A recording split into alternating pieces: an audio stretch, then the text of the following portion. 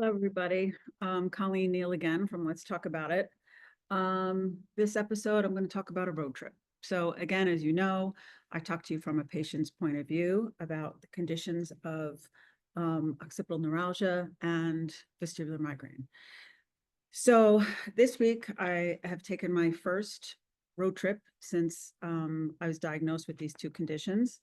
And I wanted to kind of give an update about how it's going, and also share that just with you guys to kind of give you some notes and some pointers about maybe ways to handle traveling. Um, we decided I'm traveling from New Jersey to Tennessee. It's about 11 or 12-hour drive. We thought about flying. I don't, I think I'll be okay flying. I know a lot of you are okay flying with these conditions, but my daughter and I thought we would drive, and we wanted to do some shopping and things, so we want to make sure we had enough room. So anyway, let's get to it. The first thing I want to talk to you about is the prep work that goes into a trip like this. As far as dealing with your conditions. Again, this is the first time I'm taking this trip, any trip at all, more than, I would say, an hour and a half, 2 hours, since I had this condition. So the first thing I would say is, to really think long and hard about what you need every day to kind of survive and make sure you have those things. So for traveling, it's always nice to have ice and your ice hat or your ice packs or whatever it is that you use. But I would also recommend bringing quart size or even gallon size Ziploc bags. So when you stop at, a rest stop on the way, if you're going to get a soda or a drink or something, you can also fill up that Ziploc bag, with those ice machines. So if you need to apply ice to your head or to your neck or anywhere, you always have that ice available. Of course, if you go to hotels, like we're staying in a hotel, for the next few days, um, you know, they have ice machines too. So if you don't want to drag your own stuff around, you know that you can have access to ice machines. And if you have those Ziploc bags, you can just reuse them and reuse them and reuse them. I have some Tupperware silicone bags as well that I use. So you could just kind of, dump those as well. So, but yeah, so think about that kind of stuff. Of course, your medicine, I'm going to tell you that I made a mistake. So make sure you have all your medicine, but a few days before you leave, check and see if you have enough, because what I realized is that I'm gonna run out of my Topamax while I'm here. So I did order it, but I have to wait for a doctor to, okay it. So what I'm gonna have to do is see if my Walgreens, when it's okayed, I'll be able to pick it up down in Pigeon Forge, Tennessee, at a Walgreens here, because I'm gonna need that medicine while I'm here. So if I had thought about it last week, I would have looked at my medication and said, oh gosh, I need to refill this, and made that phone call a week ago. So my bad on that one. So definitely look at how much medication you have and make sure you have enough at least a week to 10 days before you go, in case you need a doctor to okay your refill. So definitely that. I have to use a heating pad every single night. Part of it is because I broke my back a couple times. So I always travel with a heating pad, but I also use it in my upper back as well. So one, two, whatever kind of heating pad you need, even if you have those like rice bags and you could stick them in the microwave. Not all hotels have microwaves, but some of them do. So I would definitely call your hotel and see what kind of amenities you have in the room itself. Do you have a fridge? Do you have maybe even like an ice maker in your fridge so you can keep like a frozen thing in there? Do you have a microwave? So it's just kind of something to think about. But yeah, so the heating, for me, I need the heating pads too. And then of course, like I said, all of your medications. So let's talk about driving. Oof. Okay, so a lot of us that have vestibular migraine have great difficulty being a passenger in a car or driving. My daughter doesn't drive, so this is all on me. So I think before you go, it's really important to figure out, how long do you think you can handle driving? This is, like I said, I think around between an 11 and 12-hour drive. Before this accident, before I had this condition, no problem. I could do an 11-hour drive, no problem. Not now. There's no way. So I did decide to break up the ride, and I drove like 5 hours one day and 5 hours the next day and stayed in Virginia one night. So I just kind of banked that in to our stays and found like a cool place to go and a place to go for a walk and things like that. Um, so that first stay is kind of part of the vacation. But there's no way I would have an expectation that I would be able to handle a drive like that. And I will tell you right now, the 5 hours was pushing it, really challenging. So well, let's talk about that right now. Actually, let me put my glasses on so I make sure I'm touching it. Yeah, so break up the trip. I think you have to have a conversation about who's doing the driving. The next trip that I'm going on, my son will be with me and he can drive. So I think there's a really, really big difference between being the driver and being the passenger. And for a lot of us, being the passenger is hard enough. Of course, as a passenger, you do not want to look out the side windows because anything that's speeding by your face is going to give you a headache or make you feel sick. Absolutely. Um, as a driver, I had a bad headache probably an hour and a half, 2 hours into the drive. I just did, and I knew I would. So I'm like, well, I'm just gonna have to suck it up and see, what I could handle. Um, what I noticed that was different driving this time. First of all, the back of my head, and again, I have occipital neuralgia and I have vestibular migraine. So the back of my head within 2 hours, like hurt a lot. I'd say it was probably like at a 5 or a 6, but I just dealt with it. Um, my eyes, probably 3 hours in, I started to get like ocular pain, and that started to become a problem. Um, my arm, I noticed that like up here, in my traps get tighter quicker than usual, and they seem to like, I don't know, the muscle is just very, very tight, and I think that's also connected to the nerves in the back of my neck. Again, I don't know if that's the vestibular piece or the occipital piece, but I know there's a lot of overlap there. So I think if I had to do it all over again, I would make sure I had some kind of heat option for in the car. Like I something that I could plug in and put on my shoulders while I was driving. Like even now, this is super crazy tight. And also, even like when you stop at a rest stop, it would have been helpful for me to have some kind of one of my massagers. I have a shoulder massager, I have one for my back. I should have brought one so that when I stopped for snacks or gassing up, even for 10 minutes, massage my traps and my shoulders because um, I had a lot of pain just from driving, and you have your hand up driving all the time. So I think if I had to do all over again, I'd bring something like that with me. Um, I noticed that my ears got full a lot. I didn't account for two things.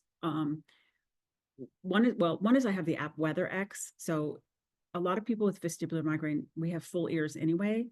But sometimes when the weather changes and there's barometric pressure shift, it affects our headaches and it affects our ears really badly. And yesterday and the day before in particular, it was like I was driving kind of through storms. They're kind of either side of us, and there was a cold front coming in. I did not account for that, and I forgot to bring my WeatherX earplugs. So you can get those. You can look on Amazon or elsewhere, but you can get those, and they help with the fullness of your ears when you have major shifts in barometric pressure.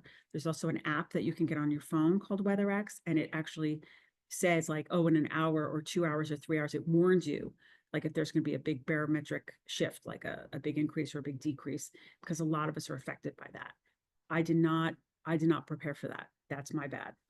Um, yeah. So, and the other thing is elevation change. Didn't think about it, but I'm in the Smoky Mountains right now. So I think you have to think about the topography of where you're going when you're traveling. Is it how far above sea level is it? Are you dropping to sea level from where you are? Again, normally I would never even think about that unless I was in a plane.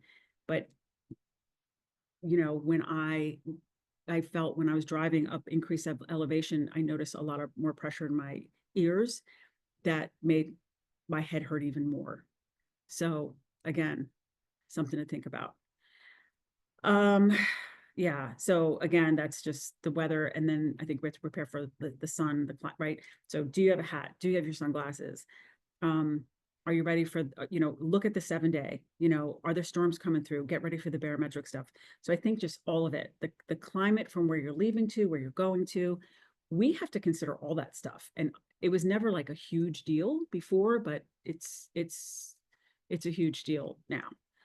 Let me just look at my notes here. And then just a couple other things. One of the other things I noticed is I had to drive through a tunnel. Whoa, I think this is the first time I drove through a tunnel, like as a driver, um, maybe even as a passenger since my accident, since I had this condition. Tunnels are bad news, like really bad news. And the reason why it was bad news, this particular tunnel anyway, well, A, it's dark, and then it had these lights like all along the top, along the top and the sides and the corners. So it's like Battlestar Galactica, it was like Star Wars. So you're driving, and even though you're just passing individual lights, what it looks like is strobe lights. That's what it that's what it looks like. That's what it feels like. And it was just bad news for my eyes, for my head, all of it. It was like way overstimulating, way too much information, and like it messed me up big time while I was driving. So I did not know there was a tunnel coming, and I did not know that tunnel had lights like that. So that was a problem. If I was the passenger, I would have my eyes closed and that would have been the end of it. But I wasn't. I was the driver, and that was a problem. So I think that's important. I also don't drive it at night because of the same thing. Because when you're driving, whether it's cars going the other direction, they're going by you, and your peripheral vision is picking that up. Or even if it's a busy street and there's all the lights from the stores and shops and street lights, all of that, it's going past you. It's quickly going past you. So your peripheral vision's picking it up, and your brain has to process that. It's too much spatially for our eyes to deal with vestibular migraine. And I have nystagmus too, so like my eyes kind of, I think mine they stutter up and then down and stutter up and then down. So they're already doing that. The last thing I need is stuff to be like flying by me and lights flickering to my side. So I personally try not to drive at night because of the regular lights give the brain the sensation of almost like strobe lights or flickering lights, which is really, really triggering. So that's that. So, overall, what I recommend is, doing a lot of work to prepare ahead of time. Make sure you pack extra, extra, extra everything. Extra whatever tools you need, extra whatever medicine you need, extra Ziploc bags, like whatever you need, extra. Put in extra time, right? So if it's an 11-hour trip, can you divide it into 2 days? Whatever you need to do to break up the time that you're in the car. Several stops, stop and have lunch, stop and have, breakfast, have lunch, have some snacks, like, oh, scenic outlook, let's see scenic overlook, like, let's stop for 10 minutes, stretch, move your eyes a little bit. That's the other thing I noticed when I just went like that. I noticed when I was driving, for those of us, especially with occipital neuralgia, turning our head a lot to the right or left, the nerves in the back of our head, they stretch. So for me, it exacerbates my pain, and it is very painful if I look very far to my right or very far to my left. So that's another piece about driving. I mean, obviously you have to turn your head when you're driving, but my daughter knew, like, it's not like, oh, mom, look at that, mom, look at that, mom, look at that. I can't, because the more I do that, oh, look at the cows, look at that, it's actually stretching and making my nerves in my back, literally, like physically stretching them, and they're already compressed, so they're going to get inflamed. So now the pain in my back, the back of my head's going to get even worse. So I think I had to really be careful of my head movements as well. So anyway, that's where I am right now. This is day 2. We just arrived in Tennessee. Tomorrow I'm going to Dollywood. This will be my first theme park that I'm going to attend. Which I think I did go to Great Adventure one time, but the first theme park, obviously I can't go on any rides, of course. I am concerned about the sun. I'm concerned about the heat, kind of.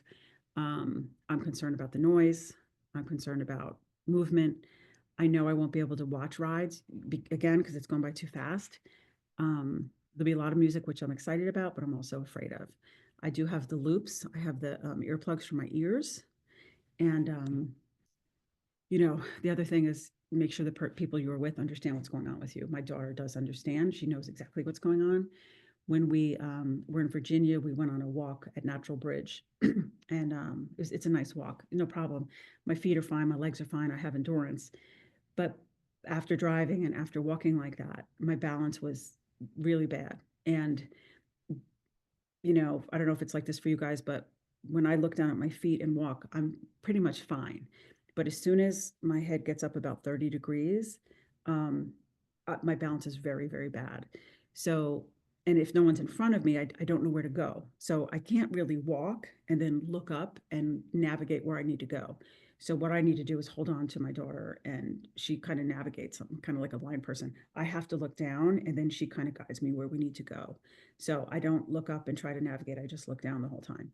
Um, so, that was also problematic by the end, mid-afternoon yesterday to last night, my balance was pretty bad. But then, you also have to make sure you get really good night's sleep. You're away, you're not in your own house. So make sure you just have all that stuff. If you use essential oils and certain smells, then bring them with you. If you have a certain pillow, bring it with you. Um, Again, heating pad, bring it with you. Medicine, bring it with you. So you really have to take care so you can like survive this. We'll see how tomorrow goes. Maybe I'll do another video on surviving a theme park for 2 days. We'll see. Anyway, all right. Well, thank you very much for checking in. Please add your comments below if you've done some driving, some road trips, and you have some hints that you want to share with everybody. Please put them in the comments below. And if you want to still keep seeing all my other videos about chronic illness or occipital neuralgia or vestibular migraine, please subscribe to my channel. I'll be doing more and more of those as the time goes on. And I'm still waiting for the approval of my occipital nerve decompression surgery. So I'll keep you updated. All right, everybody, have a good day and happy St. Patrick's Day. Bye-bye.